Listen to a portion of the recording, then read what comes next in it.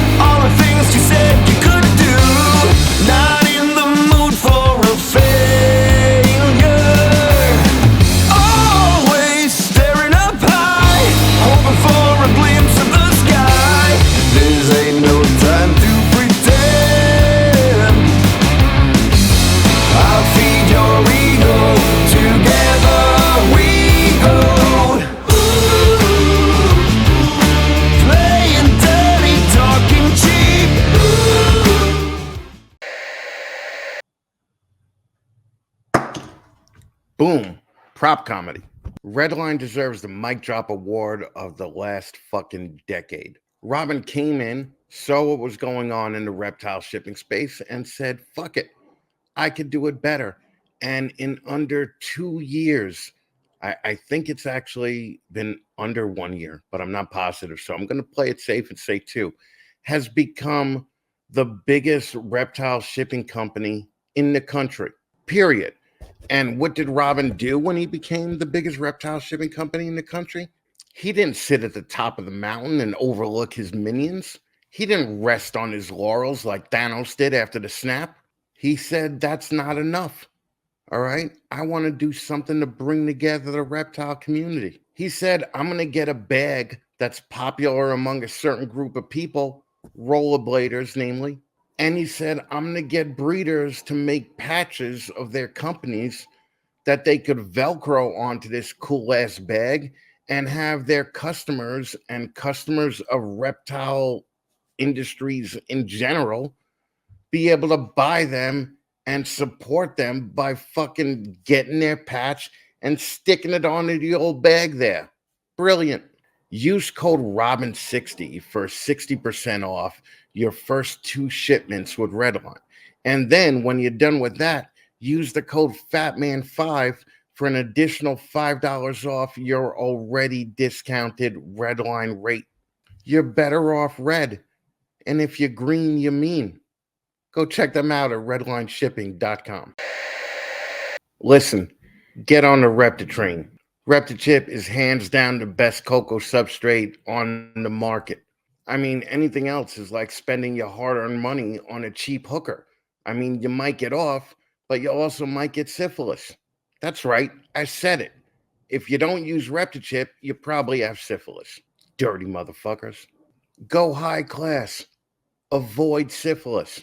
Go to the original veteran-owned cocoa company to buy your substrate. Go the American hero route. If you want to up your game, you can't be hanging out with these low-end syphilis-having bitches. You think the big dogs use that other shit? They do not. Big dogs use Repta. Be a big dog and avoid the syphilis-having blues. Go check them out at reptachip.com. Listen, I always forget to say this, but if you can, do me a favor and smash the thumbs up button's mom and leave a comment. I prefer positive comments, but if you hate me enough to fucking talk shit about me at a Pomona show, leave a negative comment. I like them all, okay? As long as you're watching. So I was thinking about new ideas for the show, and one thing kept popping up in my head, and it was from Ty Park on the interview that he did with me a few months ago when I asked him what he'd like to see on his gravestone, right? And he said, I'd like it to say, I gave more than I took.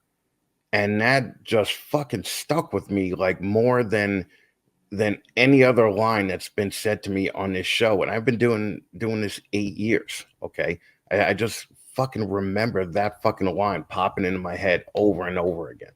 It's just fucking like this profound thing that really made me think. And it's not just because Ty is Asian and fucking he gave me a little tidbit of wisdom that was fucking thinking about it for so long. It really hit me in a way that I wasn't expecting it to. So normally, what I do during the course of the year is I put out a bunch of shirts and I sell the shirts online, and I do that to basically keep the lights on around here. Between that and the sponsors, the show is able to make a little bit of money. But I'm not going to do that this year. What I'm going to do this year is I'm going to partner with a bunch of companies that do good things for people, that give more than they take, right? And what I'm going to do is each quarter it's going to change, and I'm going to pimp out that particular quarter's organization that just does good things for people, right?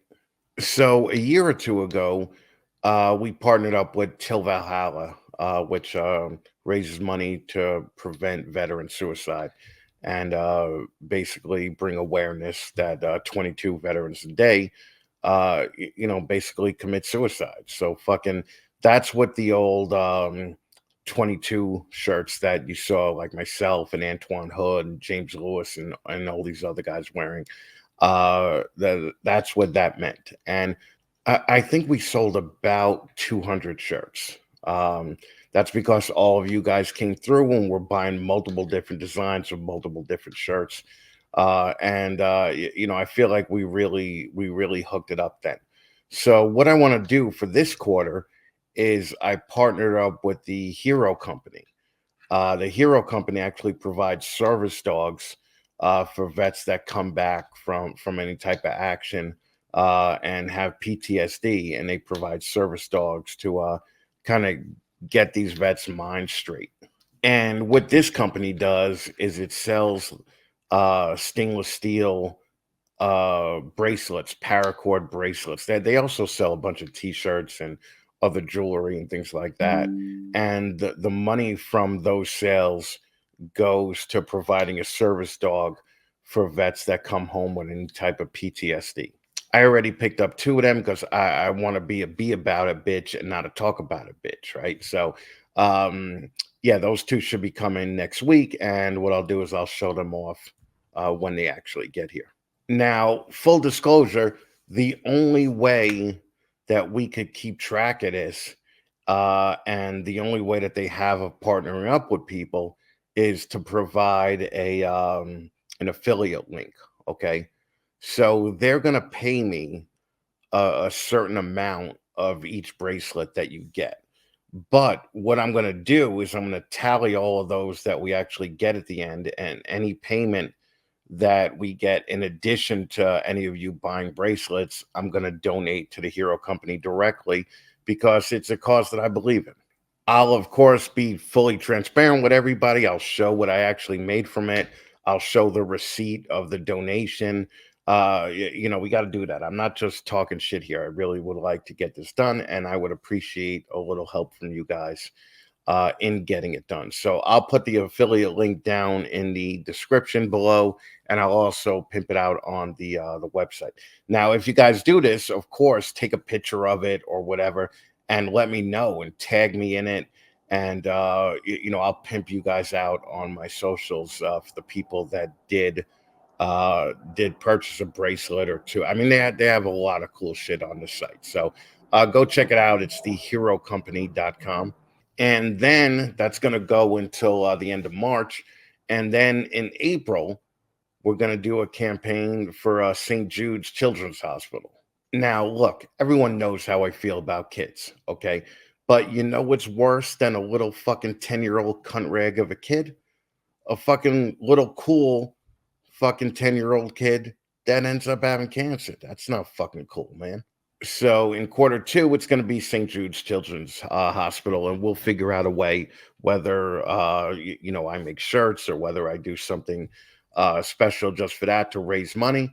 And at the end of that quarter, I'll write a check for anything that I've raised or whatever, and send it over directly to St. Jude's. Again, I'll show you guys the receipts. In quarter three, it's going to be the Race for the Cure, the Susan G. Komen breast cancer awareness organization that we contributed to. What was it, last year or 2 years ago, when we sold the pink logo shirts for the month of October. Now, what I'm going to do is I'm going to get those shirts made again so that they're ready for October, and we're going to sell. And I'm going to pay for the whole thing, okay?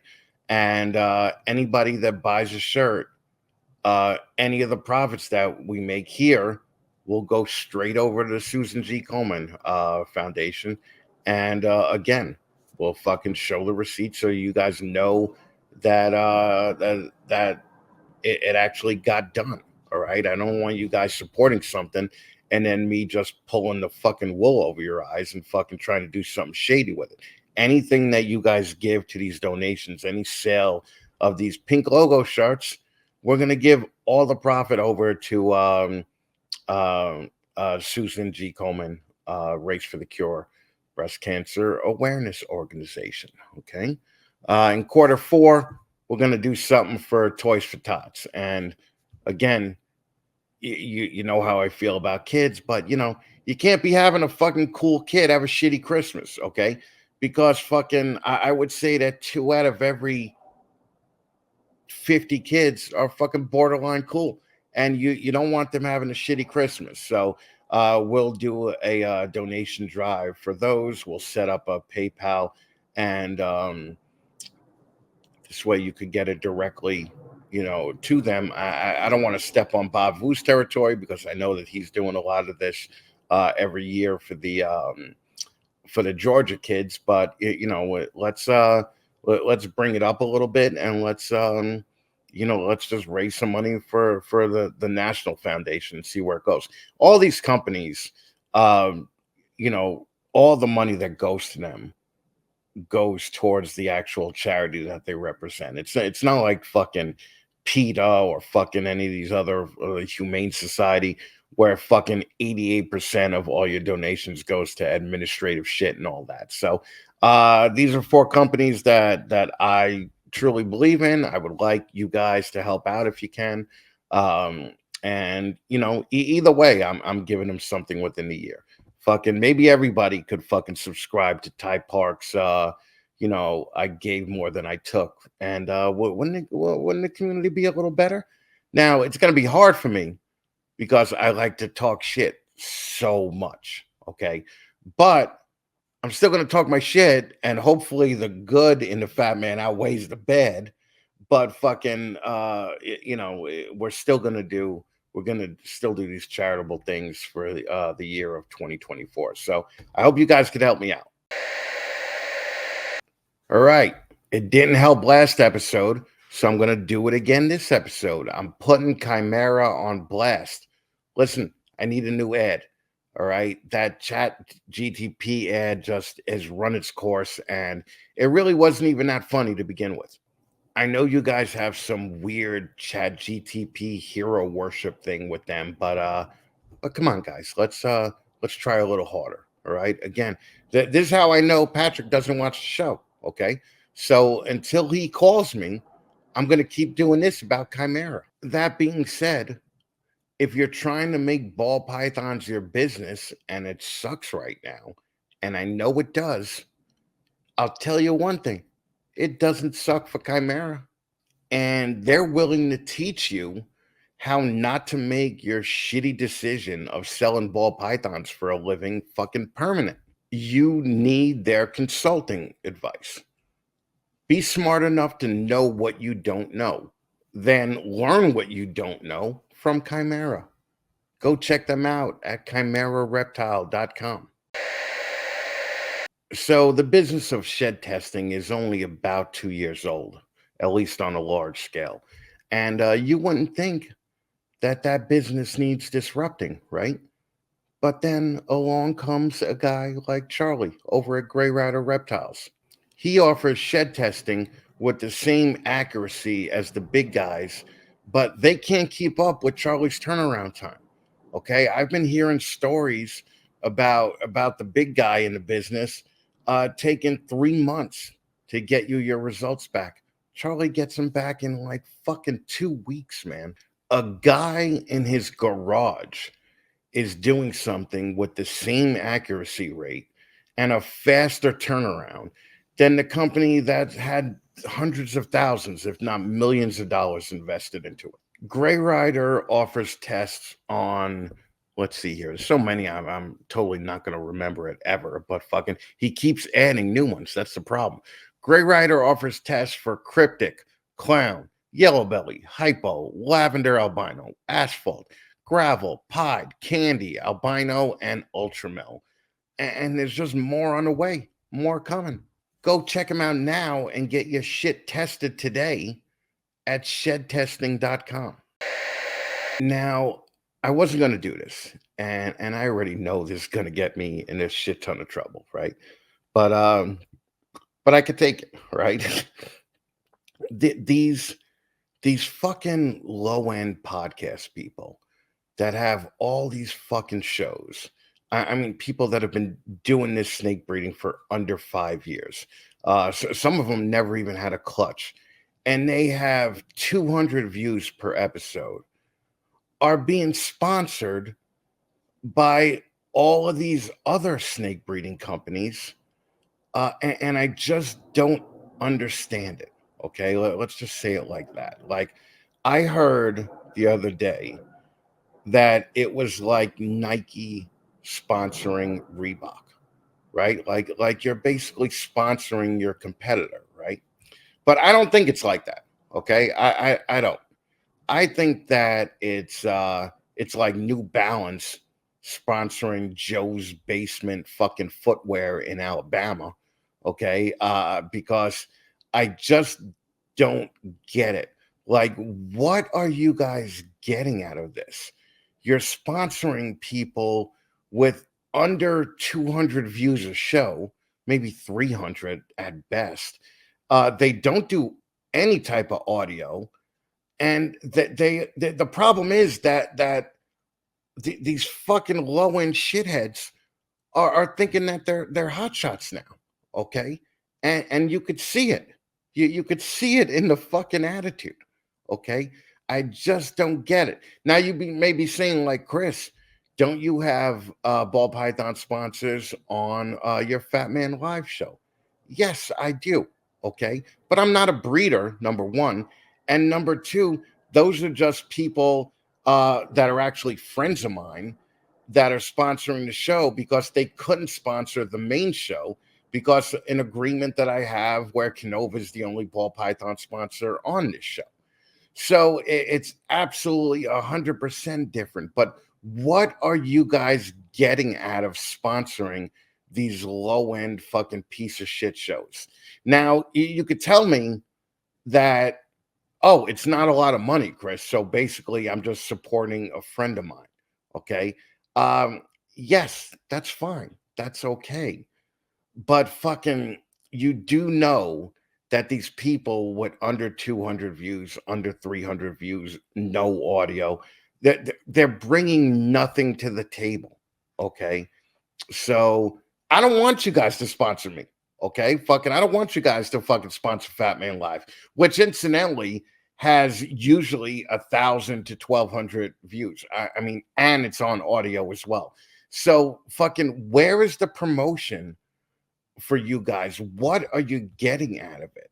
I really I just need to know, because it's like I don't understand why you're basically advertising on a show that gets so little views and has people who have been doing it for under 5 years. They're not offering anything to the fucking community. Okay. Now there are podcasts out there that I love and I listen to every fucking week. One of them is Herp Collectors, Mike. You know, the other one is a Holdback Rack. I even like the Holdback Rack, although I disagree with 99% of the shit she says. She brings something different to the table. Okay, So fucking like, why do you guys just feel like, I want to be part of that NASCAR fucking ad placement on these under 300 view shitty podcasts? Okay. If you have over 20 episodes and you're still only getting 300 views, somebody's sending you a very clear message. Okay. So I'm not saying that you guys got to stop. I just think it's stupid. And basically I had a rant about it for a little bit, so I'm sorry if it fucking pisses anybody off, but it's just fucking irritating, to someone who's put 8 years into the podcasting place, or space, and over 25 years breeding, and has bred thousands of fucking clutches. I mean, find a guy like that, right? And not me. Like, I don't need any more sponsors, okay? But you guys, I just think that you should fucking like look to where you're actually putting your money. So that's it. Rant over. I know I'm gonna come off as like a jaded old guy and fucking complaining about this, but I bet there's quite a few people that agree with me. Okay, most of these podcast people are just fucking jokes these days. So that's all I'm saying. All right, we're gonna move on with the show now. I must have woke up with sand in my vagina today, so I apologize if I pissed off anybody. So come on, guys, start using fucking clutch, okay? I'm not doing the hello clutch anymore because fucking 80% of the audience was not getting a reference, okay? The reference was from the Honeymooners, where Norton is practicing golfing, and the first step is to address the ball, and he says, "Hello, ball." But you guys don't get it because you're young and you don't watch black and white fucking TV, and fucking a lot of you guys suck. Fucking, I'm just saying. But Clutch is the revolutionary new platform for ball python management that you have to get on right away, okay? Get on it when you only have 30 animals. Don't wait until you have 100 animals, because the only difficult part about all of these management software programs are the initial time that you have to spend inputting all your animals, okay? Get on Clutch. It's the best one out there, okay?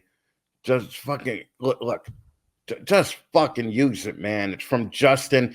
Justin is like Apple. Canova is like Apple. When you get something from Justin, it just fucking works, okay? Friendly fucking UX, fucking, it got a great interface. And you guys could fucking manage all of your shit on this thing. Stop doing the little dumb cards, okay? I'm old school. I used to do the little dumb cards, but as soon as that Reptiscan came out, I was on that fucking 15 years ago, okay? Clutch does 1,000 other things that Reptiscan couldn't do, okay? Clutch does 100 other things that a lot of other management software now can't do, okay? So take your fucking collection to the next level. Go check them out now at cltch.io.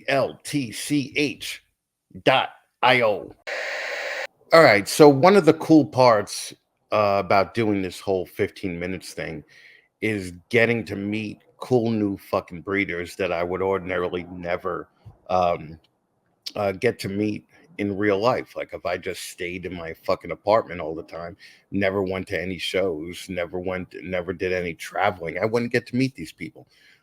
Ink Lady Morphs are two of these fucking people, okay? They're cool as fuck and interesting as fuck, and they need to be on your radar, okay?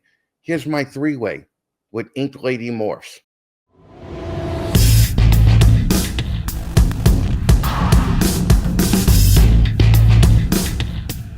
Ladies and gentlemen, boys and girls, children of all ages, Snakes in the Fatman proudly brings to you its new breeder segment, 15 Minutes of Lame!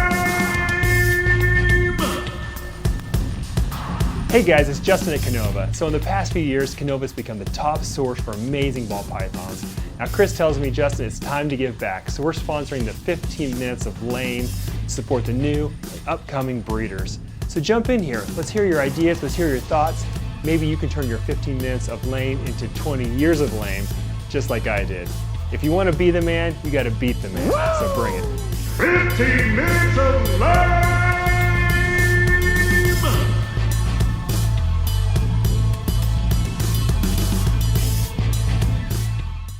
Hey everybody, look who I have here. I have Ro and Katrina from Inked Lady Morphs, not exotics, Inked Lady Morphs. What's up, guys? Hey, how you doing? Good. I got put in touch with you guys by Leviathan because of your killer reels that you've been putting out. What made you just decide to throw out some reels? Because I've been friends with you guys on Instagram for a while now, and I haven't noticed the reels until what, 2 weeks ago, 3 weeks ago? Yeah, it was pretty sudden. We just were kind of thinking like, let's switch up the content a little bit. Let's show a little bit more of ourselves, our personality, and, just kind of switch everything up. And we're having so much fun with it. I'm always thinking of ideas. She thought of a few, and it's just been so much fun filming them. I like the change a lot. It's awesome.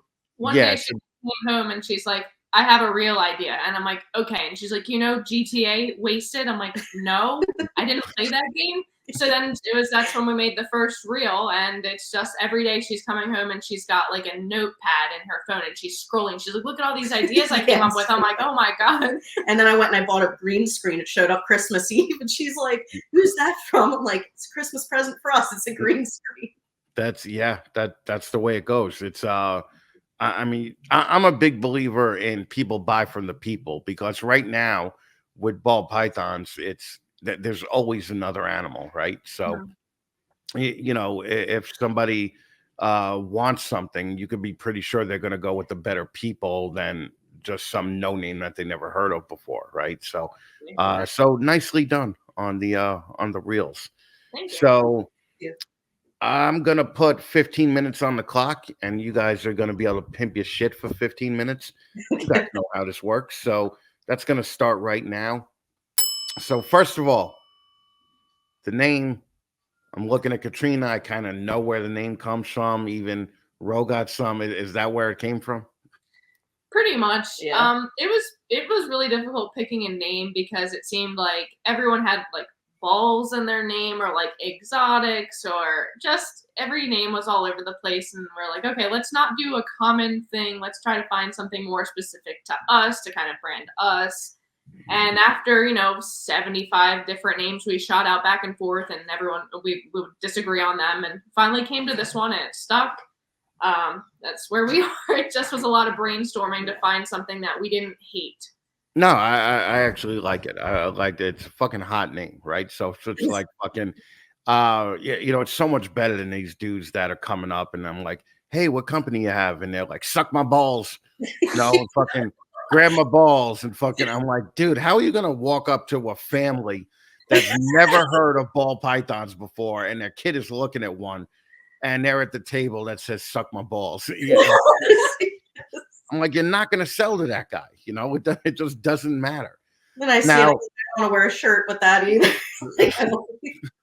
I mean, all names have their audience. There's nothing wrong with them, but I do understand the family aspect of if you're at a show and you just have a big banner and it's. No, I am not going to spend $5,000 with grab your balls exotics. I'm just not going to do it. It's so fucking, and you guys have been doing this for a while now, right? 4 years?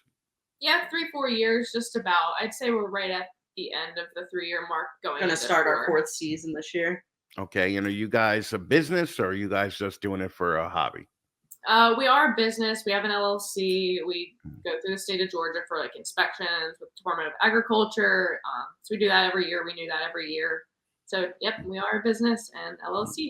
That's what I like hearing. You put this, if you treat this like a hobby, it's going to pay off like a hobby, right? So. Yeah. Once we start investing heavier, that's when we were like, okay, if we're going to invest this much money, we really need to make this 100%. We need to make this business. We need to give it all we got. Like invest heavier and do that and just make it more worth it. And protect ourselves in the meantime. Yeah. Yeah, true. Exactly. And speaking of money, how much money since 2000 have you put into this? And then how much money have you taken out of it? Okay. I think, what do you think? Like, I think it's maybe around 50 when you include the animals, the racks. incubator, feeding, feeders. I mean, if we take feeders out, that obviously knocks it down. maybe even more than 50. We're probably pushing close to 60 or 70. And Okay. after all the animals, and 'cause we started picking up better and better animals, so obviously that's going to come with the price increase. So, you know, Okay. it's up there. But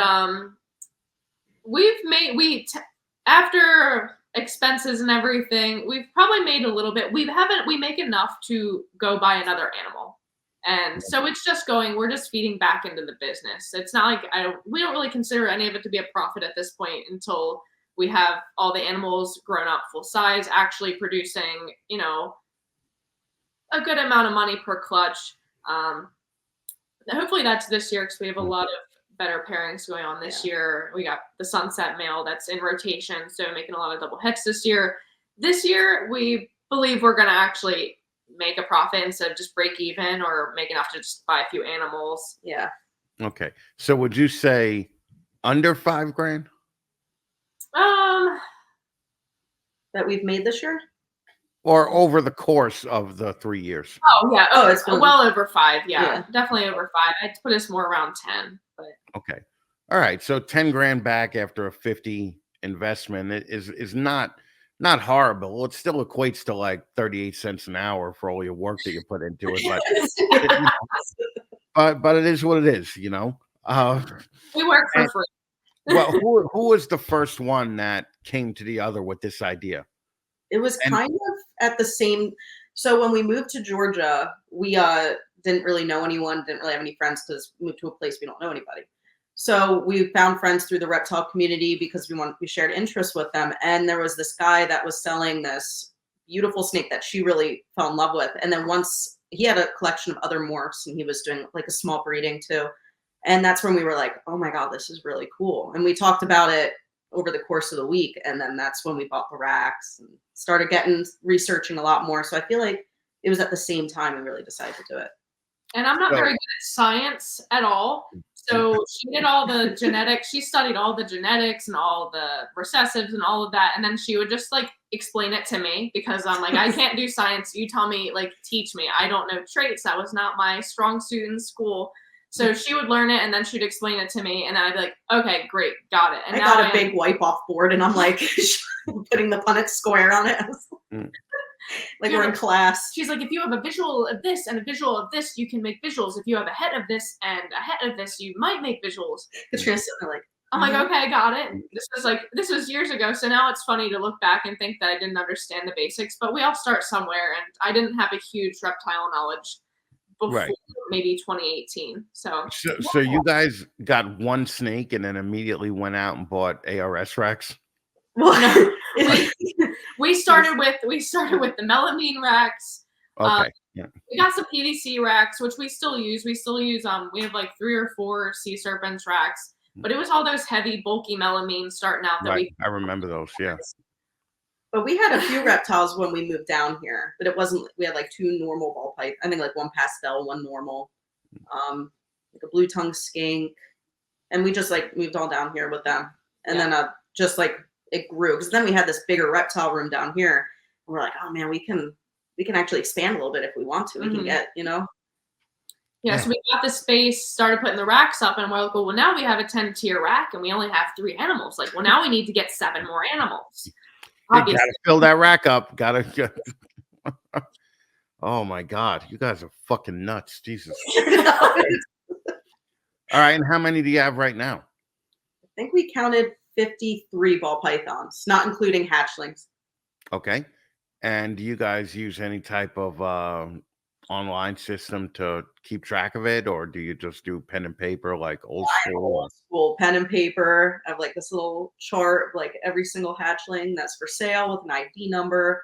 I even have like how they reached out to us, whether it's Morph Market, Facebook, Instagram, what method of payment. You know, like I got it, and then I put it in like little folders with the year on it, and then I just put it away. I'm pretty old school with but then she's uses Excel. And as far as like anything as far as like costs and expenses is like Excel. I just keep a tab of that. And if it's like follicle growth or locks, we just write them right on the tub because that's going to change constantly. So it's easy to just like erase and say, okay, now they're at 23 millimeters. Okay, now they're at 30. So it's just we've got it. We don't have a huge collection, so it's pretty easy to manage. Well, and speaking of old school, Ro keeps it old school. Tell them what you do for a living. I'm a barber. Fucking a barber. Not a stylist. Not a hairdresser. One of the greatest jobs a person could have is a fucking barber. Fucking keeping it old school. I fucking love it. And It's a fun job. Katrina does some kind of college bullshit, but fucking Ro really has the job. Fucking support and everything. Now, how many clutches was your best year so far? I think it was. And are you going for numbers or are you going for more specific? More quality. Like we moved most of our females, so we could have had way more clutches this upcoming year. We're like, all right, let's get our costs lower. Let's dial it down. So we're probably expecting maybe, like, if we're lucky, if everyone goes, like 14 or 15 clutches. We're not going. But we're looking for more quality more than quantity. Yeah, I was gonna say it's quality over quantity. Starting out, obviously, you go so crazy, or at least we did. We're like trying to pair everything, and now looking back, I'm like, I wish we had just skipped that stage. But yeah, you got to go through the motions and learn. But yeah, it's yeah. We usually maybe it'll be like between 5 and 10 the last couple of years. Nothing crazy. This year, if everyone does go, it will be a lot more, and we'll have a lot more holdbacks. So. Well, this year is really not the year to do 50 clutches, right? I mean, no, definitely not. You're basically going to have a little bit of trouble selling them. What do you guys think about the downturn now that everybody and their mother are doing ball pythons? There's so many available. Like, how do you guys keep ahead of the curve? I've seen a lot of people getting out, which is, like, it's sad to see, but no, it's not. No, it's not. It's awesome to see, especially you as the competitor. It's just like your competitors are just falling off the fucking grid, right? So I feel like with inflation, I feel like a lot of people got into it when the prices were really high, and then with inflation, people don't have extra money to spend on things they love. Like, they don't have the money to pay for feeders or just like any expenses that come with it. So I just feel like a lot of people, I think I'm going to blame it all on inflation. I feel like once everything gets a little bit better, like interest rates go down, everything go down, and people have extra money to spend, I feel like it will kind of rejuvenate the hobby a little bit. And the people that stick around now will be the ones that reap the rewards later. Yeah, I mean, what comes up goes back down. So, I mean, it'll all come back around. And I think to get ahead, we're just really looking down the line of pairings and what we are not seeing, and not focusing on like, oh, we saw this pairing, it looks cool, let's make that. Because by the time we make it, it's going to have 16 other genes in it. Yeah. So we're just, we're not trying to chase anybody. We're trying to find things that haven't been tapped into and go that direction. We're breeding for what we want to hold back, not so much as what we want to sell. So that way we can set ourselves up for the next couple of years. Mm-hmm. Yeah. I mean, that's the way it could be. And are you guys show people or not? Do you guys do shows? We haven't done a show yet. We're thinking about starting into that maybe like this year or early next year. It's really the biggest issue for us is we have so many animals that it's hard for both of us to leave for long periods of time, because it's hard to trust someone in your house when you have a room full of expensive animals. You can't just trust anybody. And 5 dogs. Yes, that's dogs too. Not many people jump up ready to go to watch 5 large dogs. Yeah. But her parents are moving down here this next year, so they said that they can. Yeah, we'll be able to travel to go to more shows. Like, we want to go to Tinley, we want to go to like all these different. We always go to Daytona because it's so close. Right. We'll be able to actually go vend shows once we have someone that we trust can watch everything all the time. Very cool. Okay, yeah, we'll meet you guys in Daytona this year. Awesome. All right, let's talk some sponsors. Now, you already said that you guys have used some sea serpent stuff. Mm-hmm. Love them. Right. Chris Nettles will not give you guys a fuck you. Okay. Do you guys use Reptichip? No, we do not. Oh. I know. It's not really available in our area. We use Coco to go. That's what's in our area. Oh. JT clearly gives you guys a fuck you. Right? Now, I saw your logo. It doesn't look like it was done by Stewart Design over at Blake over at Stewart Design, was it not? It was not. No. I'm sorry. Blake just gives you a big old fuck you. Have you guys ever used Gray Rider Charlie to shed test your animals? No, we have not. Oh. But no, we have not sent in shed tests yet. I have a whole thing. We full have of shed tests. We have a stack to send. We're waiting for 2 more girls that we've been wanting to test. They're in shed now. We're gonna send them all off. So that's very nice. But until you do that, Charlie gives you a big old fuck you. Okay? Have you ever been to a herp show? They're gonna have to give us. Yeah. Oh, fuck. Sean and Lori, probably the 2 nicest people in the hobby, are like. We'll look at their next year's dates. We'll look at their next year's dates. Jesus H Christ! It's like you never even watched this show before.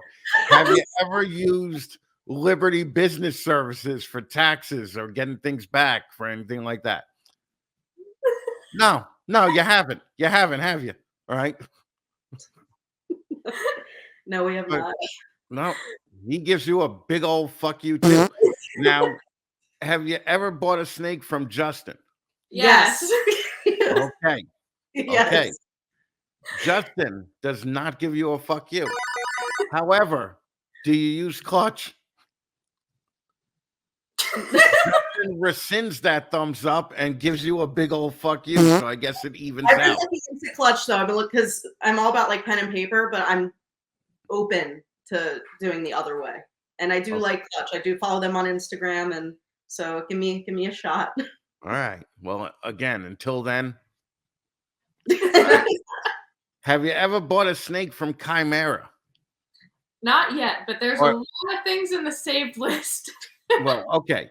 But also even more important is using them for, kind of business consulting because they kill at it. Okay. Mm-hmm. But Patrick still gives you a big old fuck you. Right? Oh, have you used Redline? Not yet. Jesus fucking Christ. I know. Robin, that nice bald motherfucker is just giving you a big old fuck you. And it doesn't matter now because your time is fucking up. And I'm glad it was up. You guys fucking got like 1 thumbs up or 2 thumbs up. I know. We have a lot of redeeming to do. It's okay. Holy fucking Christ. Can't you guys at least lie? Jesus, can you guys just lie and be like, sure, yeah, we use them all the time? Well, do you want us to be liars? No, I do not. Okay, I do not. But but you could have. Here. For some of those, you could have, because I wouldn't be able to figure it out. You could be like, sure, we use Liberty Business Services all the time, and be like, I would have no way of checking. Well, I want them to come back in the comments and say, I have never heard of these people. Who are you? That's what I'm saying. Now, how could people get in touch with you? We're definitely Instagram as our biggest platform. We have Facebook, but who really uses Facebook? But we are on Facebook. Whoa, calm the fuck down. I use Facebook. All right. I check our business Facebook, so that's a good way to get a hold of us at Inked Lady Morphs on Facebook. We also use Instagram and also on Morph Market. Yeah, we're very responsive on Instagram. Email is all in there. I got a little problem with your Instagram account with your fucking gay little underscores. I knew it. I asked the other day, I said, should we change it and take the underscores out? But we're both like, no, I was like, no, leave them. We're early 2000s teens, we were underscoring everything, adding like the X. You're lucky there's not like 3 X's at the end. No, the underscores have to stay. They're part of the identity at this point. Oh my God in heaven. I just looked at it and I'm like, I'm 50 and I know that I shouldn't do that. You're like fucking, but on Instagram, you're inked _lady _morphs. Right? That's it. All right. Really need the separation there. Well, go follow them. Do you guys have a YouTube? No, we're not. We haven't really done many podcasts or video stuff yet. So with being so new to the reels and making videos. Baby steps. Yeah. Yeah, but I bet you motherfuckers have a TikTok, right? I actually don't have TikTok. I deleted it because I spend way too much time on it. She'll show me cool ideas. I'm like, I saw that on TikTok like 3 weeks ago. You're already late, bud. Right. So, yep. I'll be like, is this a good idea? She's like, yeah, last month. Yeah. I fall into TikTok rabbit holes online. Like fucking I liked one big tit chick video. And now my feed is full of nothing but big tit chick feeds, you know, Yeah, and I love it. like, Yeah. That and comedians. So I fall into rabbit holes all the time on TikTok. So, but I only I have a TikTok, but I only have 2 videos up because it just seems like a lot of work. You know, like it just seems like too much work. I watched the effort going into the reels. I'm like, I mean, best case, I could just copy that over to TikTok, but I don't know how to edit. Like, she does all the editing. I Right. just sit there and do my lines that she's written for me, and then I wait. Like, all right, we're gonna rehearse. So basically, Katrina's the prima donna of the group, right? Yeah. I get home from work and she's like, hurry up, I got an idea. I'm like, I just walked in the door. I was like, I spent my whole break writing a script, and Yeah, fucking Rose, like fucking. I'm sorry, I was out there doing real work all day. I was fucking cutting people's hair, making them look good. You were fucking behind a computer doing nothing. Okay, playing so, solitaire. So, well, ladies, thank you for showing up and fucking taking part. I appreciate you taking the time to do it. And you guys killed it, man. It was so much fun. All right, go follow them at Inked Lady Morphs. Don't forget the underscore. Oh yeah, Inked_Lady _Morphs. Okay. Oh, so ridiculous. Okay. Very 2005, I know. It's very 2005. Guys, thanks again. I appreciate it. Hang out for 2 seconds, okay?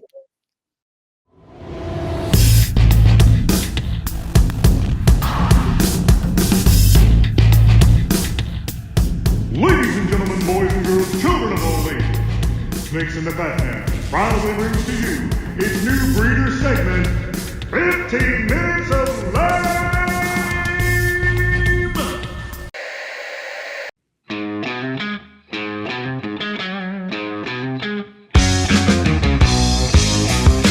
Listen, guys, Stewart Design doesn't just create logos, they build brands.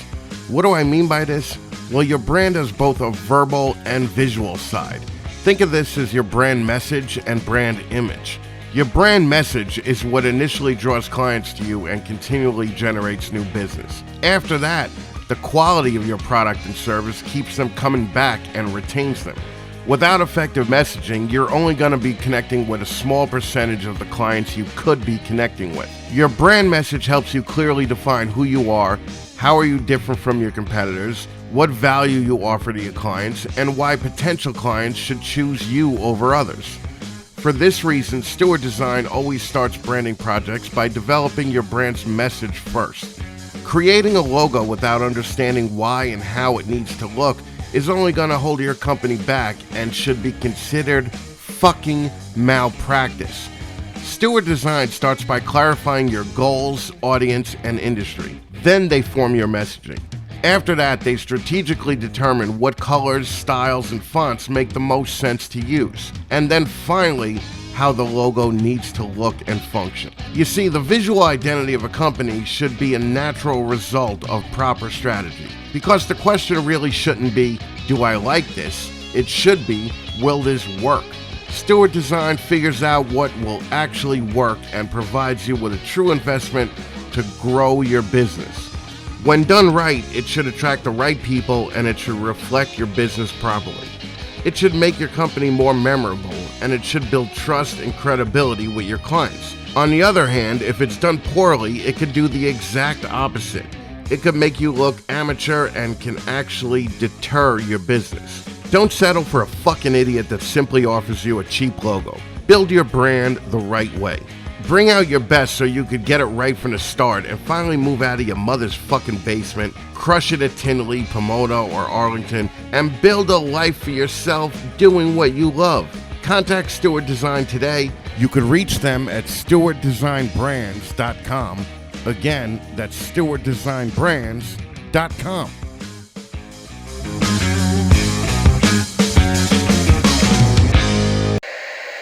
Desiree Manat is actually carrying on the vision of an old friend of mine, and she's taking it places that he probably never thought was possible. Okay.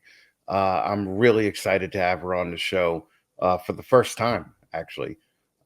Here's my one-on-one with Desiree Manat from Cold Blooded Café and RepTech. What's up, everybody? Look who I have here. Hey Desiree guys, Manat, Cold Blooded Cafe, RepTech. How are you, Desiree? I'm doing great. How are you? I am good. I'm just holding it together, man. All right, holding it all together. Aren't we So all? we actually met in like 2017, right? Yeah, isn't it 2018. a Hooters or It, was that it, Daytona? it was at Daytona at some Or one of the Hooters wing like houses. places. Yeah, yeah. Yeah, I remember. um, yeah, fucking A, Jesus Christ. Um, so tell me, talk about Cold Blooded Cafe and RepTech for a minute. Yeah, so we did a lot of rebranding in the last 2 years. So yeah, we got the new logo and everything. We've added a ton of new products. So we're doing rabbits, pigs, hamsters, quail, day-old chicks. We even got some quail eggs. Of course, we have the mice and rats produced here in-house. So always running sales. We currently have one right now for the new year. So if you go online, we have certain items up to about 40% off. And it's just running as is. It's doing great. I have a really great staff here. It's allowing me to do a lot of traveling, do a lot more stuff at home with my son. We're expanding, so we're actually trying to get approval to build. So we're going to put up like a 3,000 square foot building where we're going to have a whole new shipping area for the crew so they can be totally inside. Right now, our walk-in freezer is kind of outdoors where the shipping area is inside. So we got these like carport tents set up so that they can be somewhat enclosed, but the winters of Indiana are pretty harsh. So that's been a big goal, is to get a whole facility inside for them. Plus, in that building, we'll be starting our caging company that Chris Foley and I are doing PVC cage builds. So that'll be up and coming. And then we'll have a whole side for monitors. So we're pretty excited about that. And then RepTech is going through another growing phase. I want to redo the logo, make it a little bit spicier. We're going to start selling ball pythons on Morph Market just to start out. And once we get more lizards breeding and some other fun stuff, we'll be posting some stuff on there too. So right now I'm currently managing RepTech. I have a really good employee here, Emmy. He's been awesome. So he's helping me get the Morph Market going again and start posting ads. And I got a really good team of volunteers that Nikki and Taylor Justice, they come here and help clean for me every Friday, especially when I'm not in town. And yeah, everything's going really good. I'm really into tarantulas right now, so that's my that's my new venture. Okay. Yeah, everything's been going pretty great. How many people are working there right now? We have 12 people on staff, including Okay. myself. All Yeah. right. Okay, so you got 12 on staff and then 3 or 4 volunteers, right? Yep. So you could pretty much head out when you want to head out, right? Yeah. This is the first time in my life since I've been doing the rodent stuff that I've been able to just leave and not have to worry about everything falling to the ground. So that's been awesome. And you're a show person too, right? You Yeah. do a lot of the bigger shows. I love being at the shows. I love promoting. I like doing my social media to push it through there as well. So the Animal Con thing has been really neat. Been supporting Brian Barczyk with that. And we want to try to hit every show we can this year, whether it's just a team going or just a couple of us.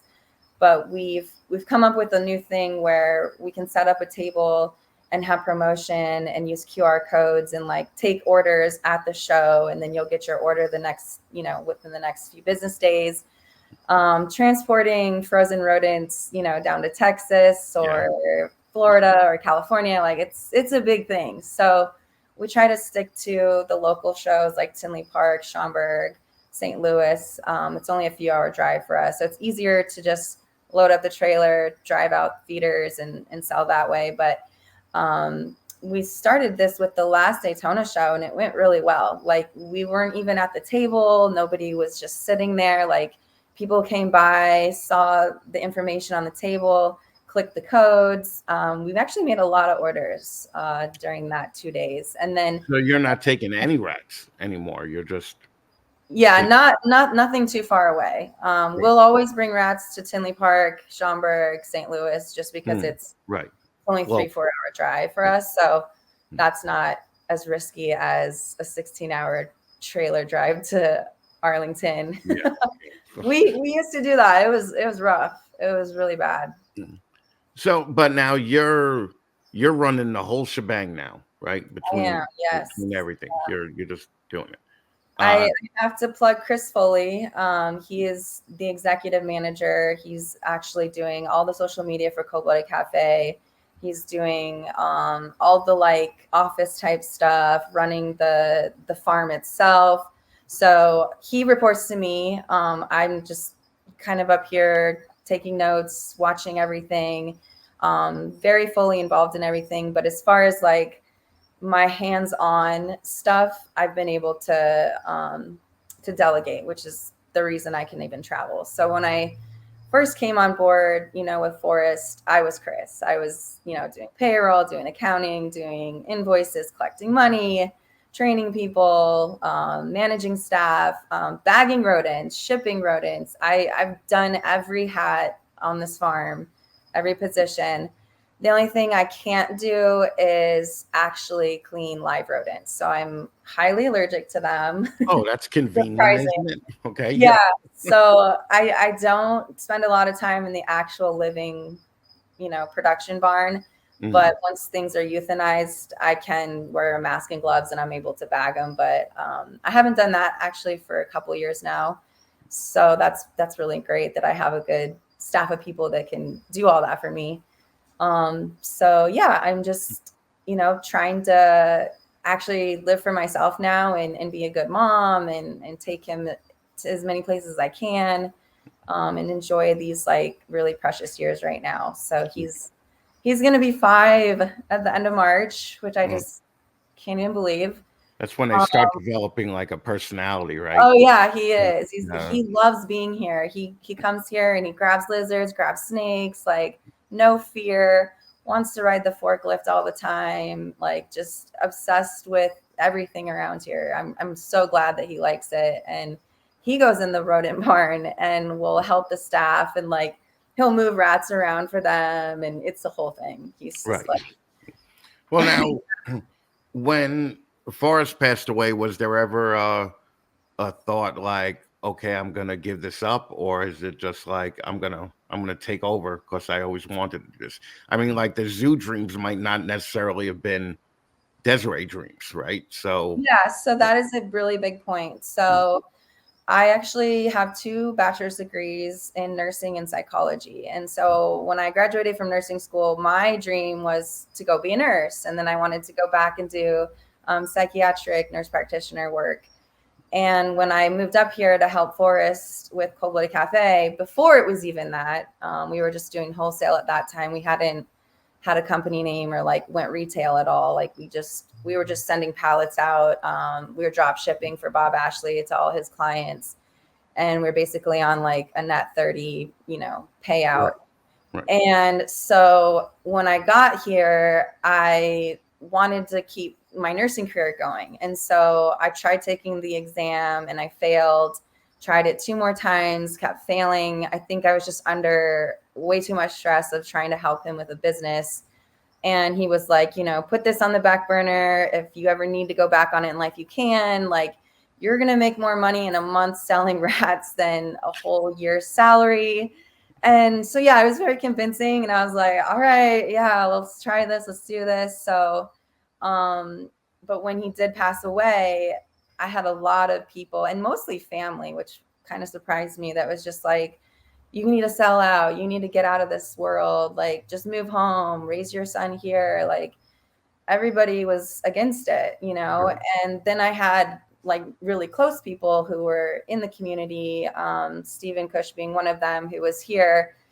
And everybody was like trying to build me up and tell me that it's going to be okay. And like reminding me that you started all this. Like yes, it was his ideas. Yes, he is the brains behind it, but he was also, what do you call that? Like people who will start a lot of projects, but they don't see them through.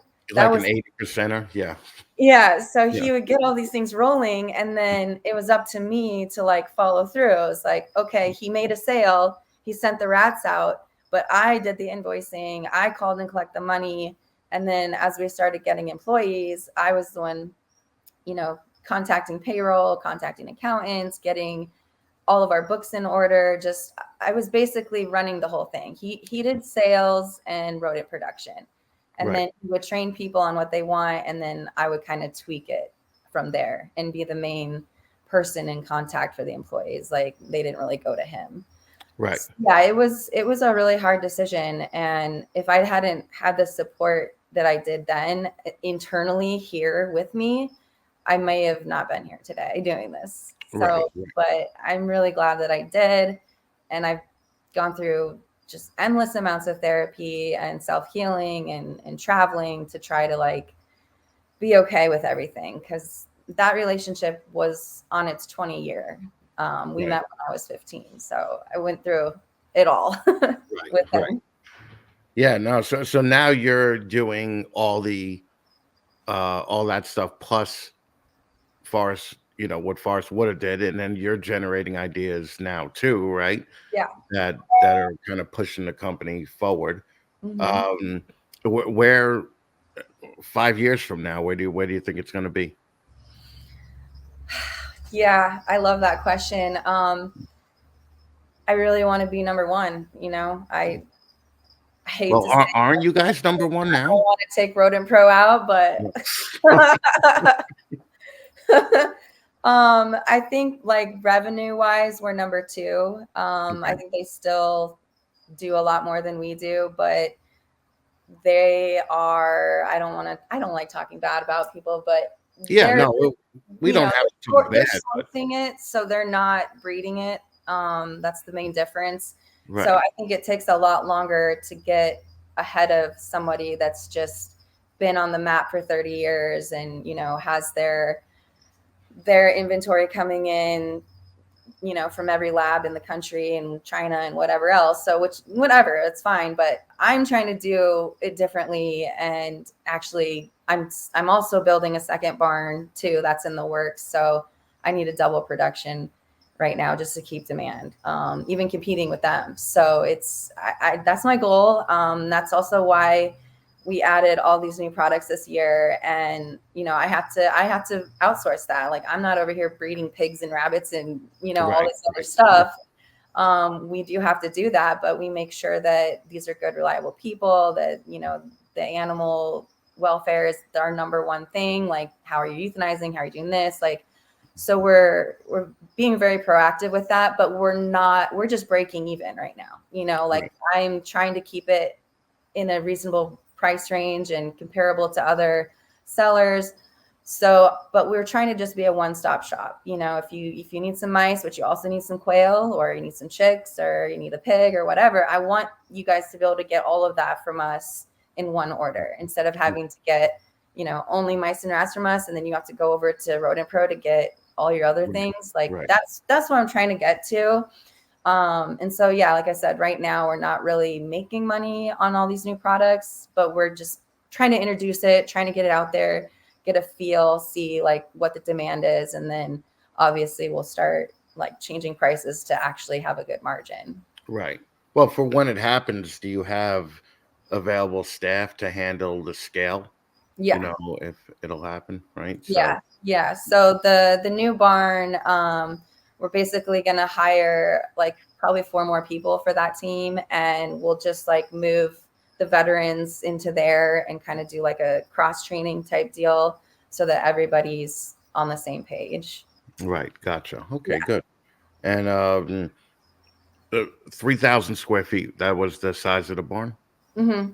Okay. Yeah, our current barn is like a 60 by 40. So I don't know what that equates to. I don't do math well, but we'll probably try to do something if similar, but maybe bigger. So we got 5 acres over here to play with, and only half an acre is even covered right now. So I have a lot of room to grow, and this is a really unique property, and it was very cheap when we bought it. So I'm sitting real well with it. Yeah. Right Now there. I haven't been out there. Is your house on the property, or do you have to travel There to is work? a residential house here. It's actually like a log cabin. Mm. And Forrest and I lived there for the first couple years when we got the property. And then we moved out when Lars was born because I was not comfortable raising an infant around the all the poop around here. That's like a rodent barn. That poop and bedding spreads to every square foot around Right. here. So it just wasn't clean enough for my liking for a newborn. Right. So yeah, I moved off of this property in like 2019. And so my home now is about 9 minutes away from the farm. Okay. All right. So it's a quick commute. Yeah. Yeah. Yeah. Okay. Super easy. And now, the rep tech part isn't really the part of the bread and butter of of the whole deal, right? Yeah. Yeah. Yeah. You guys don't sell that much with rep tech. Yeah. At least not that I saw. Right. We'll bring the animals to the shows and have them on the table under RepTech. And, sometimes they do great, sometimes they don't. Like I said, with the whole morph market thing, we've just started bringing that back up online and stuff. But the whole RepTech thing, so Forrest was a serious collector. He didn't care so much about breeding, but he did want the best of the best. He wanted a rare collection. He really liked his specific things. And then when we came up with the name, because originally it was Forest Fanning Reptiles. And I was like, that's cute and selfish. And if you want me involved in this, then we need a name because I'm not cleaning shit and doing shit for you if I, don't feel involved. I didn't want it to be just about him. So that's why we came up with the name RepTech. He really loved the company Supreme, and that's kind of where he got that from. He's like, I want one solid name, just really easy, and it was RepTech. So that's kind of how that developed. And then, after he passed, I was working with Steven, and we were doing a lot with the reptiles here and doing a lot of stuff and changing a lot of things. And then kind of had a falling out, and he's not working here anymore. And I'm taking it back over. I'm going to keep running the company, and just kind of right now, all the animals I have, it's like my personal passionate things. I have about 17 venomous animals that I know I can handle and that I feel safe doing. I still got a bunch of my rare pythons. Obviously all the lizards, that's like my biggest deal. So I'm like honing in on exactly what I want to do, and I'm keeping it manageable. So like, obviously if I'm traveling a lot, I have people here that are able to feed for me and clean for me. And then I'm learning different species on how to breed and what to do, like the Sanzinia. I really want to produce that. I got Dunn's pythons, got some Papuans I'd like to see, as long as they don't eat each other. Yeah. I love the diamonds. I got a good group of that. What else is in here? Some Boega stuff. I do have 6 scrub pythons still. That's what I wanted to keep. I didn't want to have a huge collection of those giant snakes. I'm not a huge big snake person. It's just too much work for me. I don't want to haul around big retics and big giant scrubs, but I guess the biggest snakes we have here now would be the olive and the Papuans. I do have the Princess Diamond Boa. She's behind me. She's ginormous now. So I really want to see something from her, because I've been pairing them for years and they've seen them locking up and then nothing happens. So but I was breeding in Iraq, and I think that's probably a lot of it. So she's in this big 6-footer now, and kind of slowed down their feeding. We're cooling them a little bit. So fingers crossed something happens this coming year. I'd really like to see that, because I've raised her since a tiny baby, and now she's this big old girl. So it'd be really cool to see that happen. And then Chris Foley and I have been getting very heavy into the crop monitors together. So well, that's what I wanted to ask. Is you Barcheck has one of your croc monitors? Yeah. Okay. Baby Kush, did that have anything to do with Steven? Yes. Yeah. That was that was a croc monitor we got for him that he was supposed to socialize and raise up and make nice, and Right. he didn't he didn't have the time for that. So we actually, we talked to Brian about it, and he's like, I really would love a croc monitor. And I'm like, honestly, I have one for you that is a little asshole, and maybe you guys can tame him down. And Right. they did, and that thing They is did. They really did. Yeah. Yeah, they did such a good job with it, and he's huge now. But yeah, so Kilo, my big croc monitor that Forrest and I got when she was fresh import. I think she was only like a few months old. Super baby. But now she's been paired, nesting. She's laid for us 3 times, all infertile. And it's been with the same male that we did get success for with Chris's female. So I know it's not the male. There's something with her that we're still trying to figure out. Right. So we do have some ideas. I think she definitely wants like a deeper digging area for sure. So yeah, I'm hoping this next go around we'll get success with her. So you thinned out the herd a little bit. You don't have the same zoo there that I've seen in videos from years ago. At least the amount of animals, right?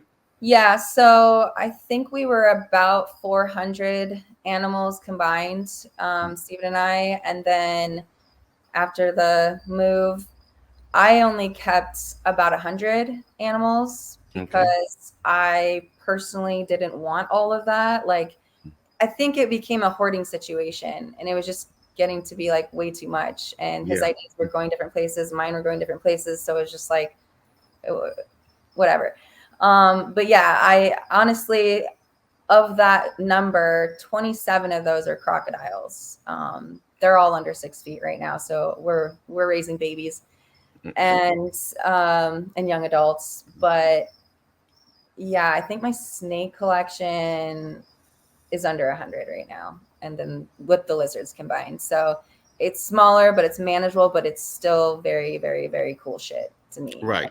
Yeah. I mean, it's all tops. I still have some very rare things in here that people have been seeing over the years. Please excuse this brief interruption for a word from one of our sponsors. That's right. The Paper Shake is back.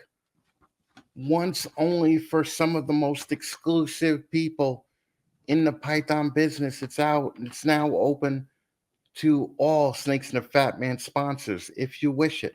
Okay, if you wish it. Okay, it's kind of like the blue check on Instagram, right? Anyway, the following message is not financial advice. Are you a 1099 employee, also known as an independent contractor? If so, Kevin from Liberty Business Services can help you receive up to $32,200. The self-employed tax credit was passed by federal legislation in response to the COVID-19 pandemic.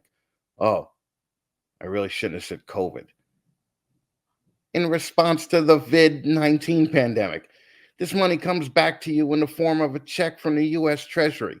Or maybe you're a business owner with W-2 employees and experienced a partial or full closure supply chain issue or had a loss in revenue due to the vid-19. The Employee Retention Credit Program was created for you. Okay? For you, not for anybody else. You could be eligible for the ERC program, which is a payroll tax refund of up to $26,000 per employee. A portion of Liberty Business Services proceeds will be donated to USARK because Kevin is a fucking lifelong reptile owner and keeper.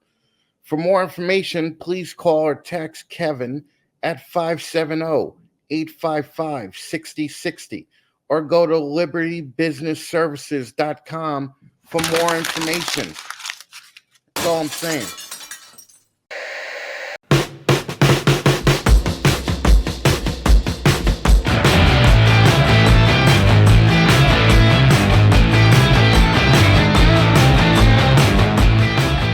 Look, it doesn't matter what reptile you're feeding. The Reptile Deli has it all. I'm beyond excited to have my old friend Brian Kazmarchak bringing the Reptile Deli to the strip mall that is Snakes and the Fat Man.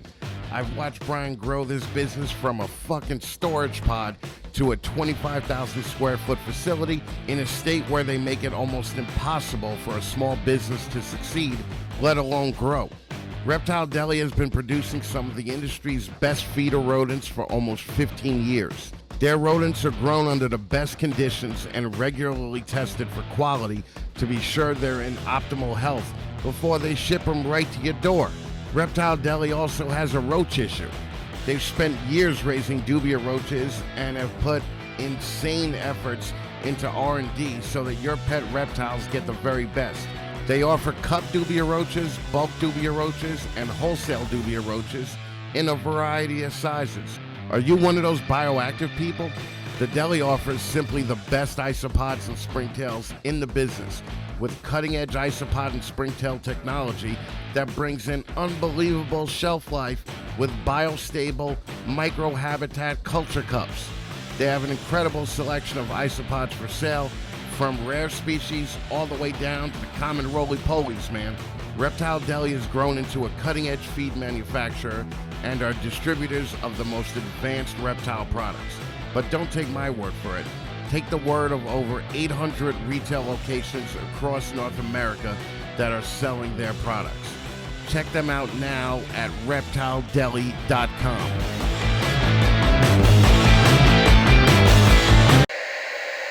Well, and now that you're, the boss lady there, like, what do you do for fun when you're not there anymore? Because I'm sure you're not there as much simply because you're the boss lady, so you don't have to be there as much. Yeah, so I've been on a huge fitness journey. I play soccer twice a week when I'm home and in town, and I go to the gym at least 3 times a week.